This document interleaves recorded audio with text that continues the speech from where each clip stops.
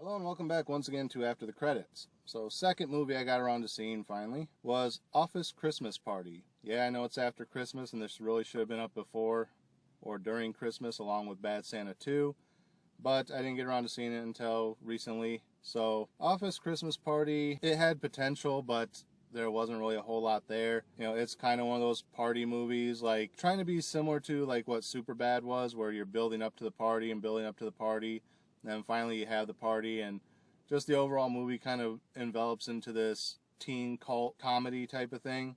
But Office Christmas Party just kind of fell short on all that. One, they're not teens, they're all office workers. Two, the build-up is kind of uneventful. It's basically a brother and sister take over a company after their father died.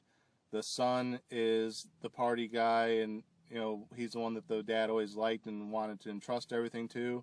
The daughter's the more serious, business-oriented one who's actually trying to run the company and trying to meet a bottom line and making budget cuts and layoffs and getting rid of bonuses and closing down locations and stuff like that, which is actually kind of hurting the business more than it's helping. And the brother decides, okay, well, give me one last chance to land this one big client. And in order to do that, he invites him to the office Christmas party, which was originally just going to be a little social gathering.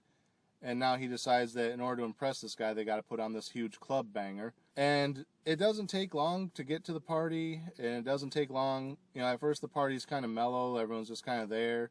It's kind of like that Revenge of the Nerds thing where they're having the party and everyone's there, but nothing's really happening.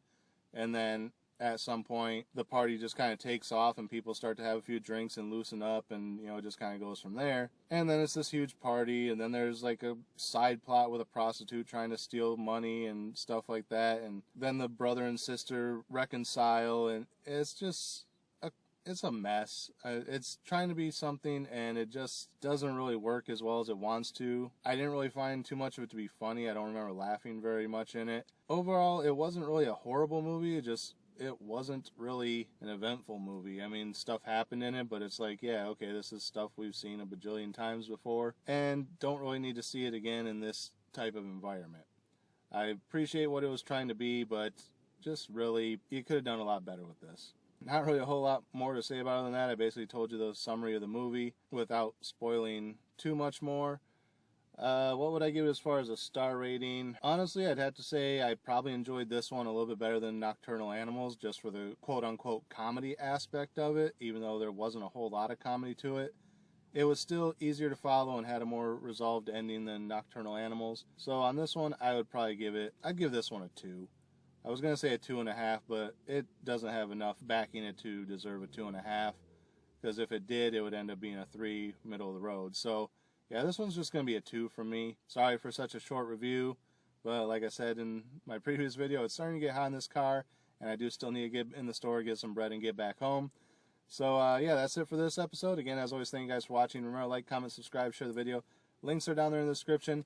Click the bell up there in the corner. Make sure you're getting notifications when I post new videos. And until next time, we'll see you after the credits.